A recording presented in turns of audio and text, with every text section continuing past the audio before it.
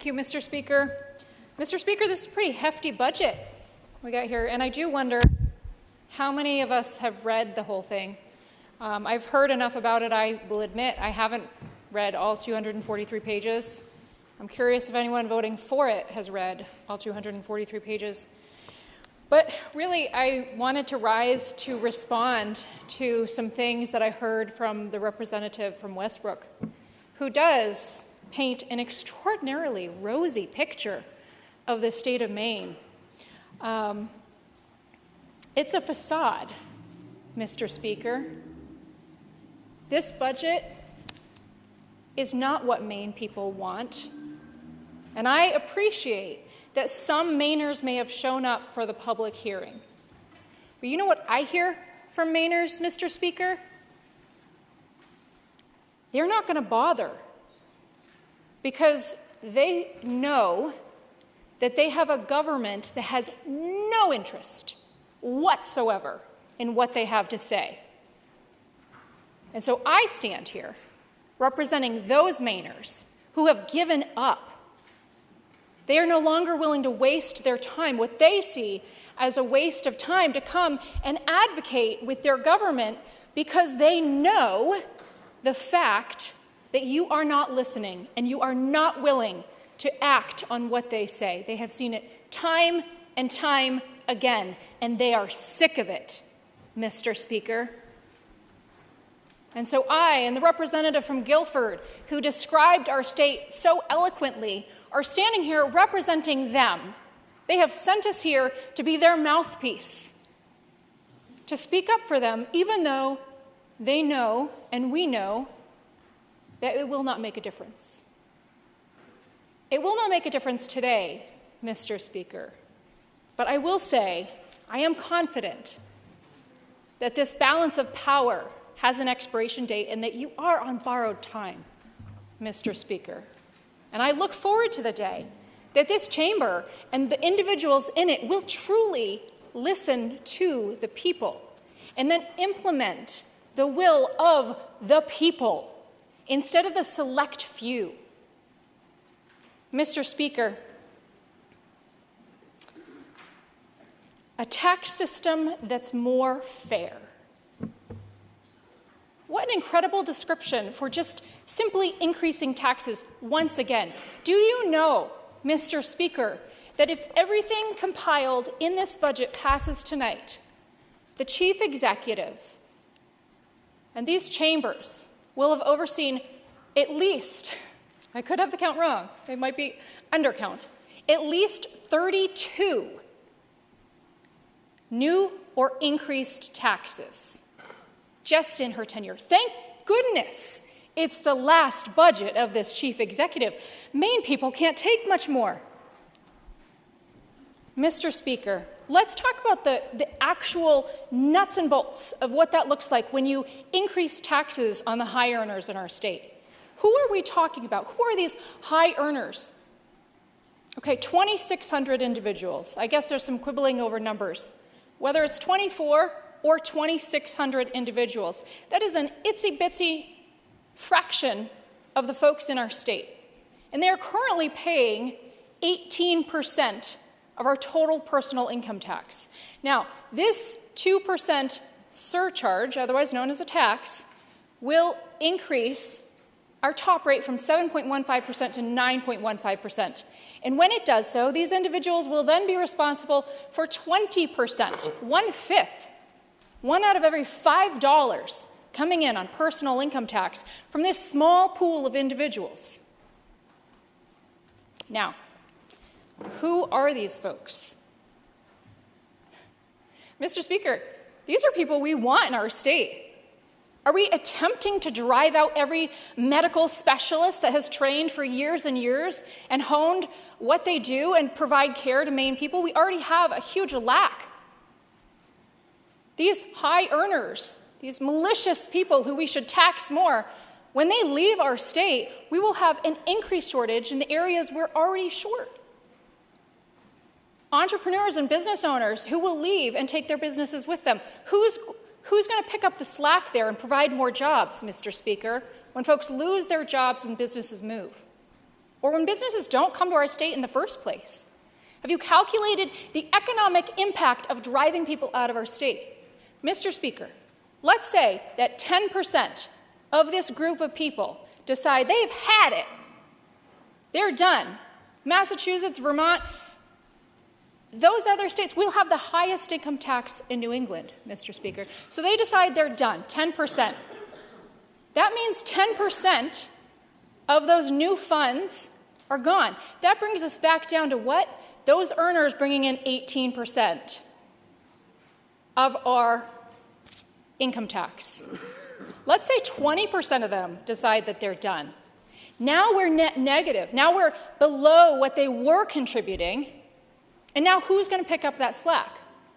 I really appreciate the good representative from New Gloucester. I think she has an optimistic outlook that at that juncture, when we don't have the money coming in anymore, we would decrease funding. Unfortunately, at that point, because of these extreme policies getting passed, we would have to fire state workers, right? I don't see that happening, Mr. Speaker. I don't think that's what happens. I think that means that the insatiable appetite continues, but those taxes that are not coming in then get passed down. Somebody else has to pick up the slack. And so when that pool of 2,600 shrinks, who's left footing the bill? That sucking sound gets louder and louder in every part of the state, Mr. Speaker, when we shove these people out of Maine.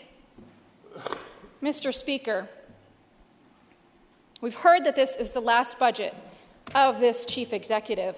And as I said, thank God we have increased, we being the royal we, I have yet to vote for a budget.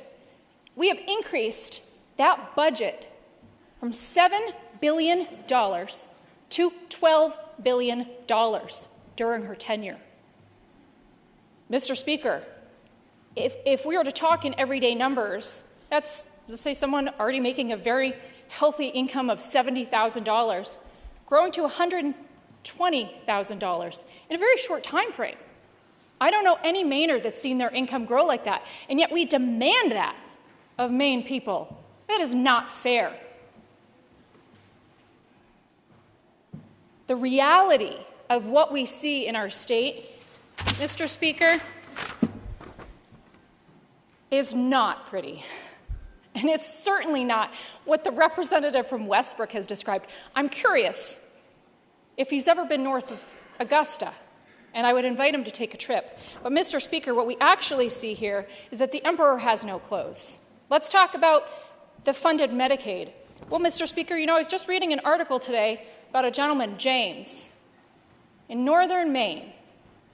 He broke a tooth trying to open a Tupperware. I'm sure many of us have attempted to open something with our teeth. Well, he did, and unfortunately, his tooth snapped right off.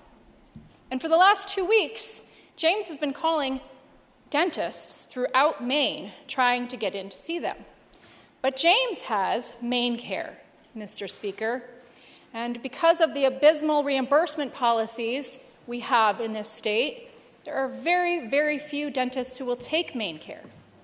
And so I will tell you that having coverage is not the same as having health care. And to propose that just because we're covering more people means that they're getting care is laughable. It is not true. And so you can fund Maine Care all you want, but that does not mean that people are getting care. People are not getting care when our rural hospitals are closing. People are not getting care when we don't have practitioners and are actively trying to chase them out of our state, Mr. Speaker. When a gentleman in northern Maine has to call 30 dentists throughout the entire state and cannot find a single one that will see him, A, because they're so busy, there are not enough of them, and B, because they won't take Maine Care, because they know that reimbursement's going to be half the rate, and it will be very slow to actually arrive, Mr. Speaker. So let's not pretend that funding Maine Care means that people are getting good care. Education, Mr. Speaker, heard that we're funding 55%. Well, that's wonderful.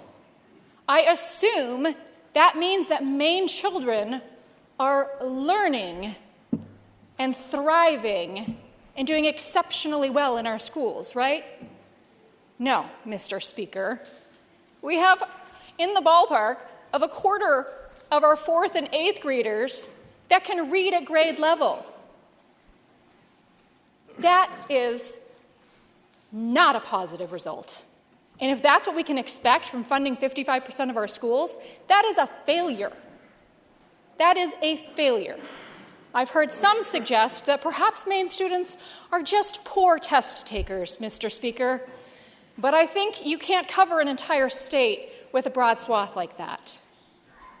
Standardized tests are standardized not just in Maine, but across this country, Mr. Speaker, and falling from the top of the tier to the bottom means we're doing something wrong. Mr. Speaker, a COLA to help folks make money stretch. You know what would make money stretch? Letting Maine people have more of their own money. For example, not taxing tips and overtime. Mr. Speaker, when we pick and choose where we're going to help people have more money, let's let them have more of their own money by not taking so much from them in the first place. Mr. Speaker, this budget is not what Maine people want.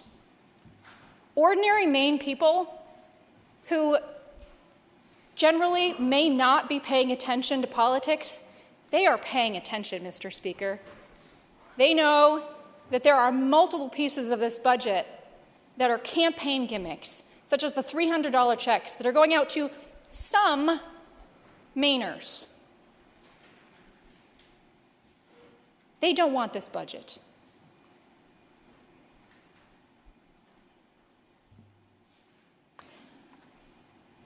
As I come to the end of my time in this body, Mr. Speaker, I am pleased to say that I will keep my record of not voting for a single budget. But on the other hand, that's unfortunate. I appreciate the words of the good representative from Newport, who described a more ideal Maine, a Maine where we do listen to the people, where we do work together. And I would have liked to have even the opportunity, the possibility of voting for a budget, Mr. Speaker. But to keep a clear conscience and to represent the people of Maine that I have heard from, I cannot vote for this budget. Chair recognizes the